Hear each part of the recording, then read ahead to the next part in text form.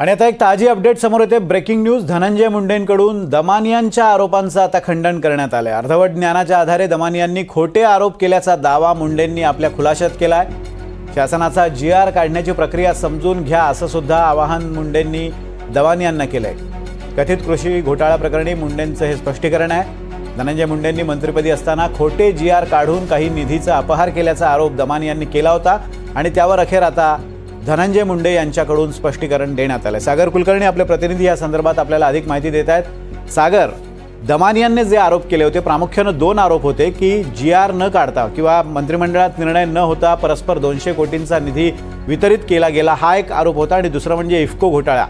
या दोन आरोपांसंदर्भात काय स्पष्टीकरण धनंजय मुंडेंनी दिलंय? इफ्कोच्या संदर्भामध्ये यापूर्वीच धनंजय मुंडे यांनी इफ्को कंपनीच्या वतीने जे स्पष्टीकरण दिलं होतं ते म्हटलेलं आहे। पण मुळात आता GRच्या संदर्भात अंजली दमानिया यांनी जे आरोप केले आहेत की कोणतेही GR काढण्याच्या आधी परस्पर निर्णय घेण्यात आले आणि त्यानंतर या संदर्भात शासकीय निर्णय घेण्यात आले। या संदर्भात आता धनंजय मुंडे यांच्या कार्यालयाकडून स्पष्टीकरण देण्यात आलं की मुळातच दमानियांनी केलेले आरोप आहेत त्याच्यामध्ये काही तथ्य नाही। या दमानियांना GRची प्रक्रिया ही माहीत नाही या, कारण की GR ही प्रक्रिया कक्षाधिकारी, उपसचिव, सचिव या स्तरावर केली जाते आणि त्याची मान्यता ही मुख्य सचिवांपर्यंत राहते। त्यामुळे मंत्र्यांचा हस्तक्षेप त्यामध्ये कुठेही नसतो।